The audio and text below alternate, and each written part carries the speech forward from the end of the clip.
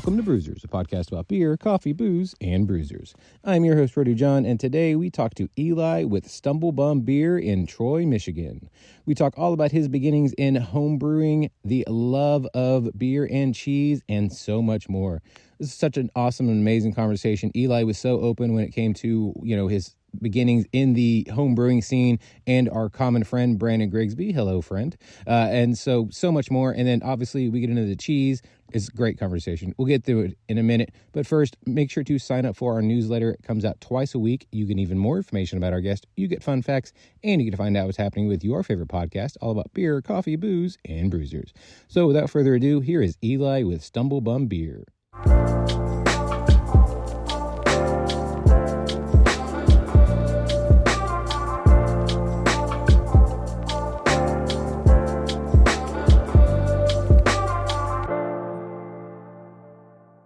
Yeah, I'm glad we finally were able to figure out a time. Yeah. It's been hectic around here too.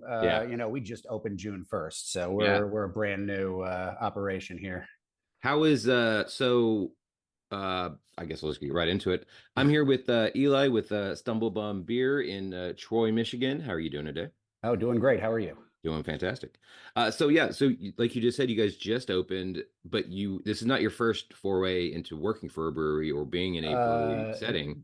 No, I worked at a small place nearby called Cadillac Straits. Right. They are a combination brewery, tap room, and homebrew shop. Perfect. They are a very good homebrew shop too. Yeah. And during COVID, all the other local homebrew shops closed down. Right. For one reason or another. Yeah. And so quickly, that business skyrocketed. I was filling orders for homebrewers all over Southeast Michigan. And working when I could in the brewery there. Yeah. They were a small operation, so the owner and brewer could handle most of it, but I'd come in for keg cleaning and small pilot batches, things like that.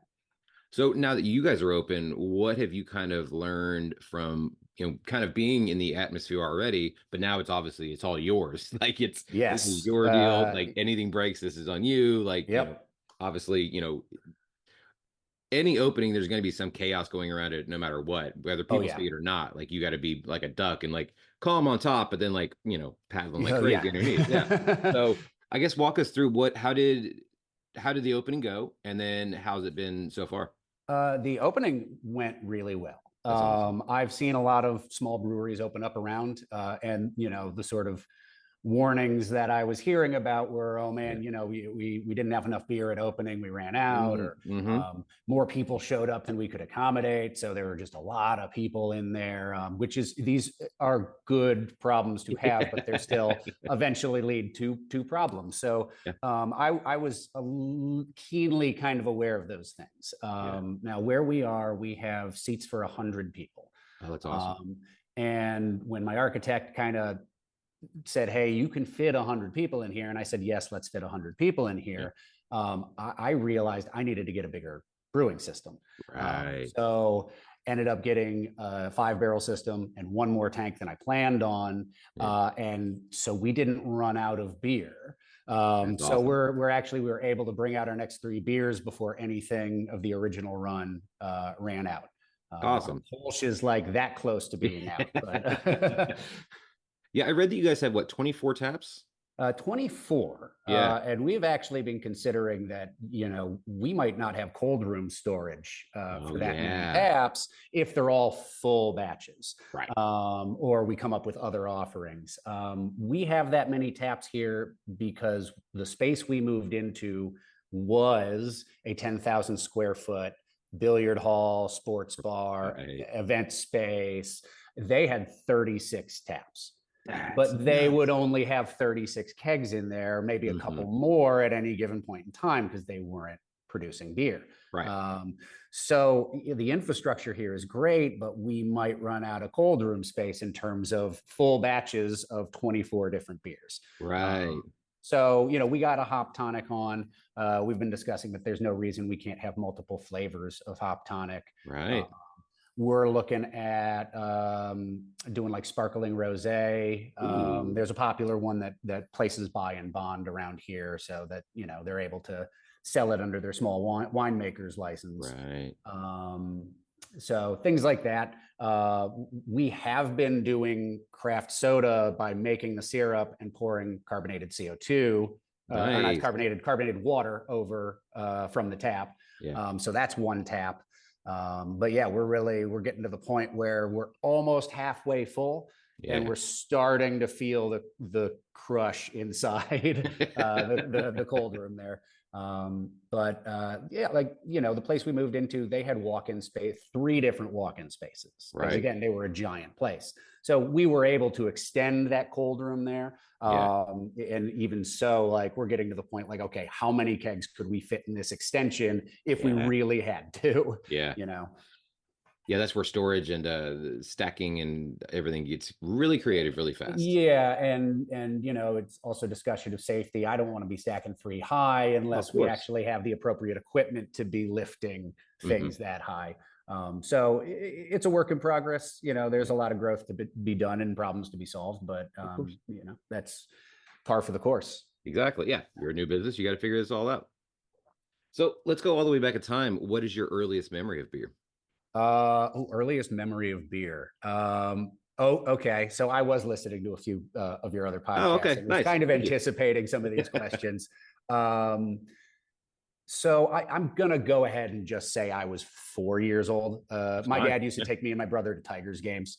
Awesome. Yeah. So, we'd go to the concession stand, we get a hot dog and a soda, and my dad got a beer, and we went over to wherever you get napkins and ketchup and things. And I looked up and saw what I thought to be the largest glass of apple juice I'd ever seen in my life. And I craned my neck up and took a sip, and it was not apple juice. Yeah. It was the most horrid thing I'd ever tasted. Right. Which may be why I was not into beer when I got into college, Right. Yeah. Same. Like my it was all that same bitter. Yeah. Yeah. My mom would drink Budweiser. And I'm like, you drink, like, you voluntarily drink this? What are we doing? This is gross. Oh, yeah. And then later I had Heineken too. And I was like, even worse. What happened? Yeah. I fell in love with Heineken in Amsterdam, though, because if you're not dealing with the green bottle there. Yeah. Even if you don't get it on draft, it's in a can. Right. At least at the time that I went, it was. Yeah. So it's a different beer. It's still, it's still Heineken in there, but it doesn't have that green bottle flavor. Right. Well, so I know that your background is also in home brewing as well. Like we just mentioned, in college, you were not a fan of beer either, but at some point you did get into brewing on your own. How did that come about? How did that come about? I think that by the time I had started home brewing, I had been integrated into the craft beer scene. Nice. And I was trying to think of what the first craft beer had to have been like, probably from Brooklyn Brewery, the Brooklyn, one of the OGs in that area. Yeah. So, because I was getting into beer when I was living in Brooklyn, so probably them. When I first got sold on craft beer, had to have been in Portland. It must have been in Portland, right? And it was probably Deschutes Chainbreaker. Okay. And I don't even know if they still make it. They certainly don't distribute it, right? At least not on this side of the country. True. But yeah, that was like, with no vocabulary, reading these descriptions, that one was like, it's a wheat IPA, but these descriptors are making me think, oh, that seems like Blue Moon. I could probably have that. And yeah, it was off to the races after that. Yeah. But then home brewing wouldn't come until 2014, 2015. Oh, wow. Yeah, 2014, probably. Yeah. It's been almost 10 years. But there was what I thought was a dive bar around the corner from my apartment, and I wandered past it almost every day. And when I decided to go in and have a beer, there was like buckets and grains and books and tools and tubes. Like, what's going on here? He says, "Oh, we're a little bar and a homebrew shop." And I said, "What is a homebrew shop?" And I think it was the next day I came, I got they put together a little extract kit for me. I don't think that, when they described to me what was going to happen and I translated that into doing it, I don't think I did it right. No, of course not. But It had alcohol in it. It tasted like a beer. So right. That's a success. And that's what I told all the home brewers when I was working in the shop is your first beer, get a ferment. If it tastes like beer and it has alcohol in it, that's it. Nothing else matters other than did you have fun doing it, because you can always improve. Obviously, especially, you know, I know so many people who do homebrew, and so many of them take notes and they try to compare, like, how did this work from last time? What did I do differently or didn't do differently? And and there is way more cleaning involved than people really imagine. And I read somewhere, it's like brewing is 90% cleaning, 9% waiting, and 1% actually brewing stuff, right? Well, so how did so you started in New York. How did you make your way to Michigan? I grew up in Michigan, and in fact, the brewery is in my hometown. I was born and raised in Troy. Welcome back. Yeah. Oh, thank you. We're in the what's referred to as Metro Detroit area. Right. Yeah. Detroit's got a big suburban sprawl, so people just say Metro Detroit. Right. Yeah. Same thing. You're in the DFW area. Be like, oh, you're from Dallas. I'm like, in Dallas Fort Worth Metroplex. Yeah. My wife's from Nashville, and it's the same thing there. That place is getting so massive. It's nuts.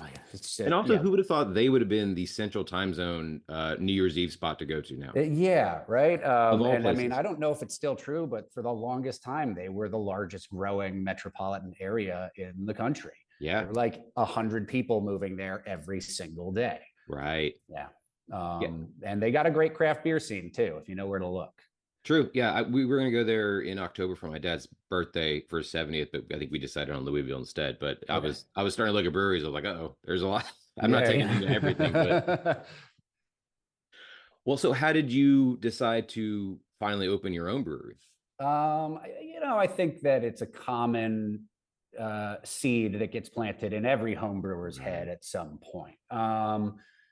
What made me think that I actually could do it was the constant support and encouragement of friends and family. That's awesome. I think a lot of it came from, you're so good at making beer, but I knew in the back of my head, making beer isn't the business. No. Selling beer is the business. Yeah. Managing the business is the business. And can I do that without any experience?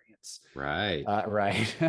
So, I mean, a lot of people told me that I have, the raw materials necessary to do that job. I'm a good salesman. I have a previous life as an actor, so I'm good at talking to people. I'm good at thinking on my feet. Yeah. And all that can translate to being a good salesman, or being a good manager, being collaborative. So yeah, it really was just the constant encouragement of some very specific people. And then me and my wife, fiance at the time, decided to pack up and move either to Nashville or to Detroit, but Nashville was more expensive than New York. So we came back to Detroit. Isn't that nuts? Like, it is. In what world does that make sense? Yeah. Unless you go like 45 minutes outside the city. Yeah. And we were just like, no, we want to be closer to the people that we know who are there if we're going to be moving there. So we ended up in Detroit. It always kind of was, let's do, if we're going to leave New York, then let's do this. Let's put that in front of us, and let's go in that direction. And so we got here. I found a transitional job in IT, which is what I was doing. She's a librarian, so she found a job at a museum, and everything was fine. And then COVID happened, and we both lost our jobs. So yeah, it was rough, but at a certain, very quickly, it was like, okay, well now, like, we have an opportunity to really pivot. Yeah. Not get caught in what we were doing, and really be like, okay, this is an opportunity. So I got involved with a nonprofit called SCORE, which is the Service Corps of Retired Executives. Okay. And they do free business plans